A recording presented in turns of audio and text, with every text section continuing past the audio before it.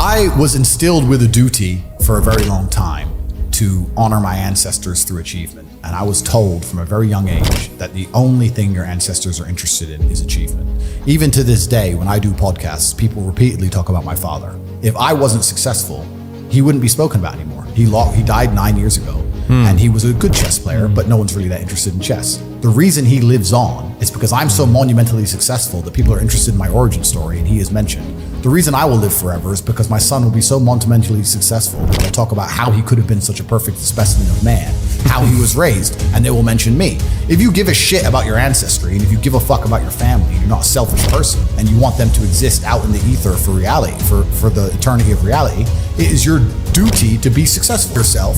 Then you have a duty to be massively, monumentally successful, to show homage to your ancestors. I find it amazing there are people out here today who are going to sit and say, oh, I'm sad, I'm too depressed, I don't want to work hard.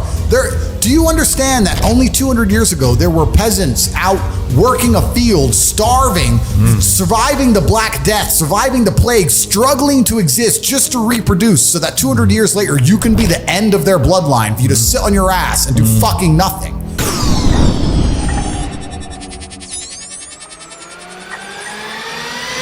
Do you believe in clinical depression? Let's have that conversation. Sure, let's have it. Yeah, no, I do not believe in clinical depression, and you're never gonna. I'd love for you to try and convince me it's real. It'd be quite interesting. Do you think it's an invention of the US pharmaceutical industry to sell you pills? Well, I think that's certainly part of it. I think that's part of it. But I've had this conversation with a bunch of people, and my basic premise is that I refuse to believe in things that take power away from me.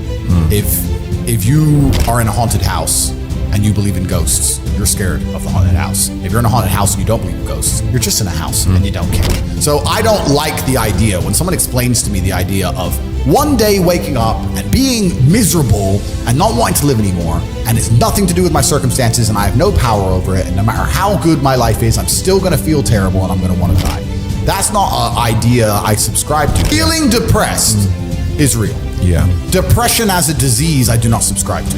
The idea, I believe, that if you feel depressed, something is depressing you, and you should try your best to fix it. You should take control of your life and do your best to fix it. The idea, but they don't say that. They don't talk that. They say depression like it's this magic thing that comes out the sky and it gets in your brain, you're sad no matter what, and there's nothing you can do about it, and you need to only take pills. And I think that's a very bad way to look at the world, and that's a bad idea to subscribe to. And if you start to feel depressed, let's say your girl leaves you and you start to feel depressed, but you believe in the idea of depression, you're now going to start diagnosing yourself as clinically depressed, self-hypnosing yourself into hypnotizing yourself into being clinically depressed. And it's amazing how you can speak things into existence. I cannot become depressed because I don't believe in it. Even if I had a chemical imbalance in my brain, I do not believe in depression. That's just who I am as a person. I don't believe in it. I do not believe in things that take power away from me. So, and people sit there and they try very hard to convince me it's real, which is actually quite interesting because it's always usually depressed people who sit there and try very hard to defend this idea.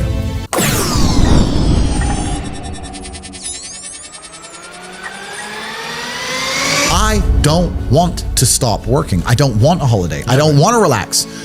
Is this relaxing? I'm going to try and relax for the first time in my life. We'll do this here live on the podcast. Ready? Yeah. Ready?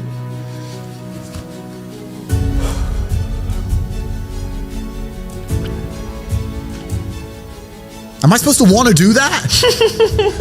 What was that? What was it? Like, what, is that it? Is that the dream? Doing nothing. Is that the goal? Like, and if I'm not on my phone, my brain is preoccupied and anxious about what's happening on my phone, so it's better to just be on it. Like, I don't want to relax. I don't want to stop. Ain't no rest for the wicked. No, I don't want to stop. That's why nobody will ever beat me, because all these other people, they want to take time out of their life. They're working to relax. They're working to relax, or they want to go on a date with that. I'm at the point now where I'd look at a beautiful woman and go, I can go on a date with her and she's absolutely gorgeous and perhaps we'll fall in love and it'll be great. But you know what? I'd rather work.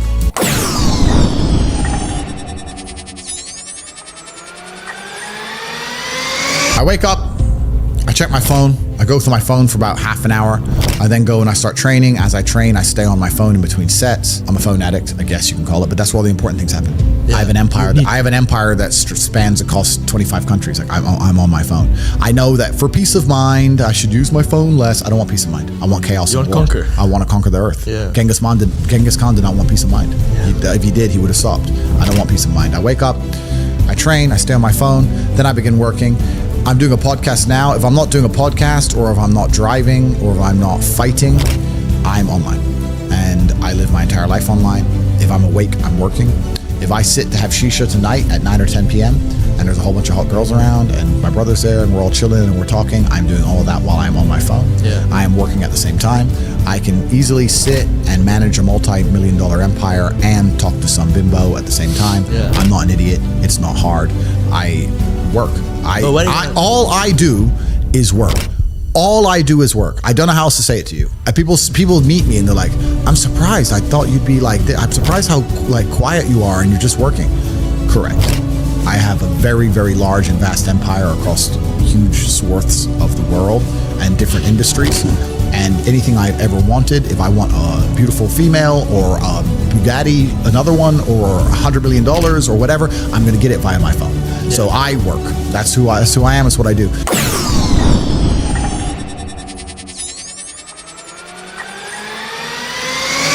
It's just mind-bending to me that people are walking through this world without understanding a very simple life hack. If I wake up and I want to learn how to bake cupcakes, my instant reaction is, who can bake cupcakes? Let me go talk to the person who can bake cupcakes. It's easy, really, isn't it? It's easy. It can be pretty simple. It's a shortcut, isn't it? It's a shortcut. So I want to make money. Well, who makes a bunch of money and who's telling people how to make money? Well, let me go listen to them. Let me get closer to them. But people just have this arrogance inside them. They don't want to. And I think a lot of the problem with people, especially in the world today, is they misunderstand the difference between a dream and a plan. And nothing good in your life is ever going to happen by accident. If you see a guy in fantastic shape, you don't say, how'd you get in great shape? And he goes, it just happened. Oops, I just fell. No, he ate a specific way. He trained a specific time. He did specific things for a specific outcome. And it's the same with finances. And most people who are broke, if you say, do you want to be rich? Yeah, I want to be rich. How are you going to get rich? One day, I'll win the lottery. Yeah, dumb shit. You have no plan. You have no plan whatsoever, no actionable steps. No, you're not doing things daily. You're just hoping some point in the future God's gonna just dump it on your doorstep. Guess what? It ain't gonna fucking happen. And unless you have a plan, a specific plan, I had a plan. Everything was like, okay, today we have to do day after day after day until you get there. And this is what most people don't have because they're too arrogant or too lazy. I don't think it's stupid. I think most people, if you laid out a plan and they tried their very best and they were willing to learn, could do it.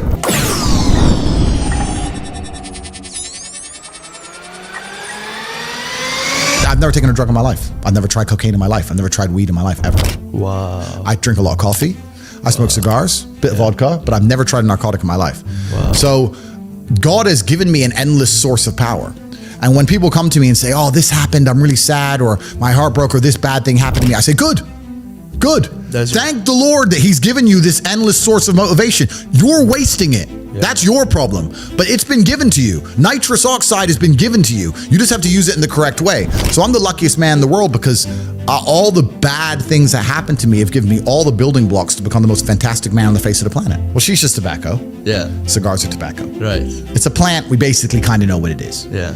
I don't smoke weed at all, but I kind of get it's a plant, whatever, yeah. Right? The reason I don't touch any narcotics at all is because, firstly, I was a professional athlete and my blood was tested. Okay. I'm now 35 years old without ever having tried a drug ever. Is there any point in starting now? No. Like I've lived my whole life without ever trying these things. Why start now?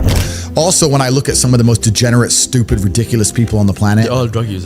They all use drugs. It's not very often I meet a man who's completely head to toe, has his life in order, and he likes drugs. A lot of rich people take cocaine, yes, and I do know them and some of them, but I still think they'd be better without cocaine. Yeah. You know, that's just genuinely a vice. But if you go to a festival full of brokies, full of peasants and peons, full of people who don't try very hard at life, and they sit there and they idolize these false idols given to them by the Matrix, and they stand in a crowd full of millions of other people like an insignificant peasant and jump up and down, wow, Diplo, wow, whoever.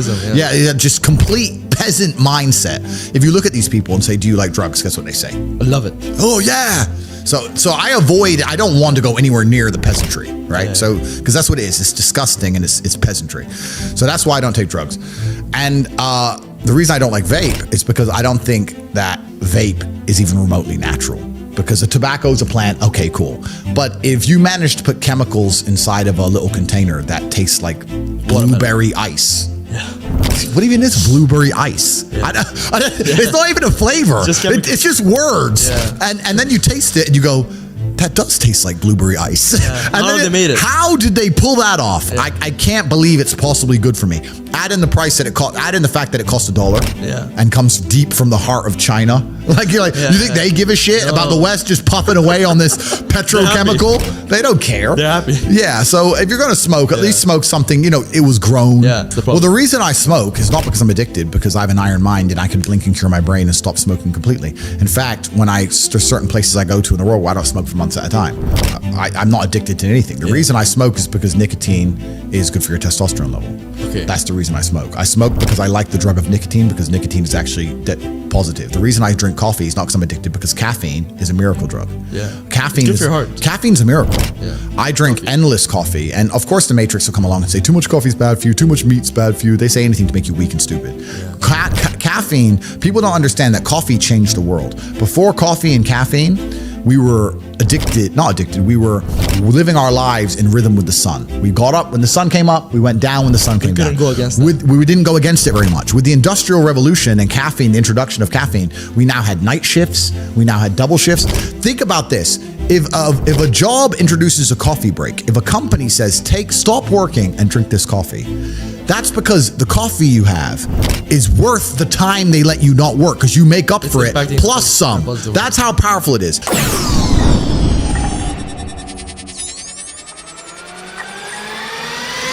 And have always been competing with each other. Even now, right now, we compete with each other. I don't buy Ferraris to drive fast. I do sometimes, but if I'm in London traffic, it's not to go quick. No. It's to show everyone else I'm richer than them. That's what it is. It's a never-ending competition. I don't wear a big diamond Patek with fucking $500,000 to tell the time. I tell the time on my phone. I do it because I'm loaded. And this is actually what's interesting about the world, because the world's changed. Men used to go to war and fight each other in physical combat, and now we don't, because we're more civilized in some regards. Violence is still the bottom line of society, but we try and avoid it. Men are constantly doing combat by showing each other how we can move world with money. We're constantly in combat because of our status. 99% of what men do is for status. We want to be in good shape for status. We want the fast car for status. We want the nice house for status. We want the diamond watch. We want the hot girl. This is all for our status. Look at me. I'm the big dog. This is how we compete with each other. If you're going to be a dude who pretends that's not true, or be a dude who doesn't want to compete, your life's going to fucking suck. Humans have always done this. It's just like, no, I'm the boss. No, I'm the boss. Okay, then let's find out who's the boss. And now we live in a world where I think that status is the new form of combat, and the true expression of testosterone is showing you can move the world with money.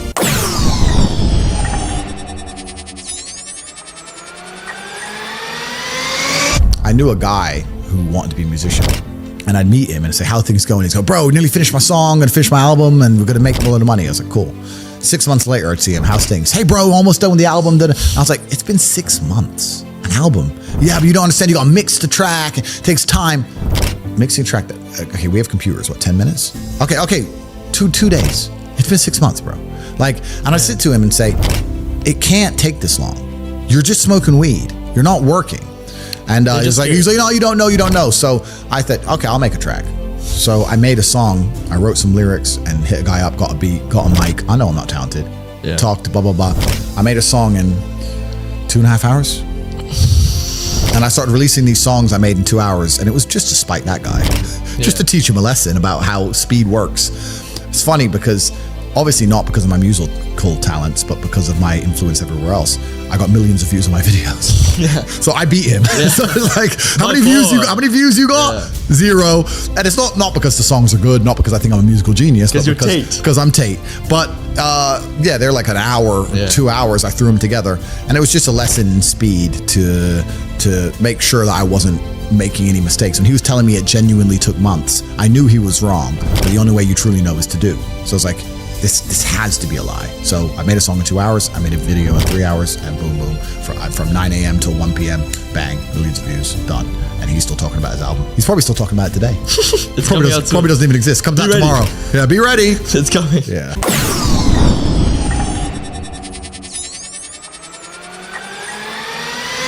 Anybody can be as rich as they want to be. That's the true thing about it. Then we talk about the 3 things that hold people back. I believe there's only 3 reasons people are not rich. One of 3 reasons. They're either stupid, arrogant, or lazy. Stupid is actually the smallest category. People think, there's a lot of stupid people. There are, but I know a lot of stupid people with a lot of money, right? There's so much money in the world. To be too stupid to generate money, I think is less than 5% of the population who are genuinely too dumb to ever make a good wage. Then you have arrogant and lazy, and these are the two most common. Lazy because people just, oh, you know, but I need time to myself. Oh, you know, but it's the evening. Or, you know, it's hyper competitive. There are people who do not need times to themselves. If you're going to be lazy in any regard, you have to understand there are people like me who are billionaires who work 18 hours a day. When I finish this, I get into my car and I open my laptop and I work on my way to my next appointment. And then I'm going to work all night till the day I go. When I go to sleep, I close my laptop and I'm asleep a minute later. I work. That's all I do. Lazy is a big problem because people go, oh, but I just want to relax. If you just want to relax, that's fine. But you're competing against people who just don't want to relax and you're going to lose. The main reason people are not rich is because they are arrogant. 50% of people are brutally arrogant. And I'll give you an example. I have a school where I teach people how to make money online. I sit here as a billionaire and I sit and say, I will teach you how to make money online. Anybody, 18 Modern Wealth Creation Method. And people will sit there in their brutal arrogance and as a brokey with no money and go, yeah, but can he really teach me? I have everything you've ever fucking dreamed of. And I have all the money. You have nothing, and you're so arrogant that you believe you know more than me, or that you can do it without me, or that I don't know how to teach you. The arrogance of people is truly mind-bending. If you know so much, why are you broke? You obviously don't know. If I wanted to learn how to box, I wouldn't walk into a boxing gym, find a guy who can box and go, yeah, you know, not bad, but can he really punch? Everything great that's happened to me in my life, someone taught me. I had a kickboxing coach. My dad was my chess coach. You get taught things. To sit there and think you're too good to learn. Well, this is the problem. Most people are broke.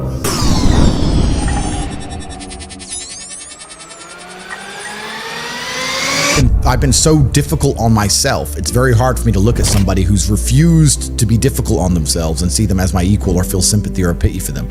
Why would I feel pity for somebody who took the easy route when I took the hardest possible route? Yeah. I took the hardest possible way to be the man I am, and you were too big of a and now you want me to feel sorry for you? I don't feel sorry for you. Yeah. I don't feel sorry for these people. And because as a man, you can be anything you decide you want to be. That's the beauty of being a male. You can build your character completely from the ground up, just like a video game. Every single thing about me that people respect, I built. I was not born a world champion kickboxer. I was not born this intelligent or intellectual. I was not born this rich. I was not born this strong. I was not born this confident. I was not born this interesting. I was not born this charismatic and humble and gorgeous and tall and strong and sexy. I was not born none of these things. I became these things myself, so I deserve all the spoils of war.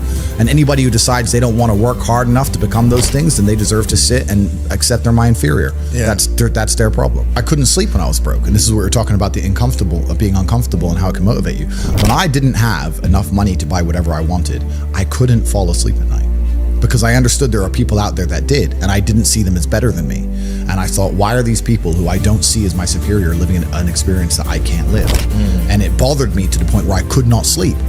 So yeah, that was real. When you talk about suffering mentally, I don't really consider that suffering. I have had a very painful life. I still think to a degree I do, but that's self-inflicted. But I can't imagine living any other way. I can't imagine living in this idea, this utopian, every day, just, you know, girls, drink, hedonism. I don't want it. Yeah, it's degenerate. I think the only thing you can do that's not degenerate is usually be fighting a battle or solving a problem. Growth. Yeah, growth. Yeah, so you need to either fight a battle or solve a problem to avoid degeneracy, which means I'm constantly looking for them. I'm currently one of the largest battles a man can possibly take on. I'm taking on the Matrix, the most powerful people on the planet. Right, yeah. So, yeah, is my life difficult? Yeah. Am I complaining about that? No. In fact, I'd hate it for it to be any other way.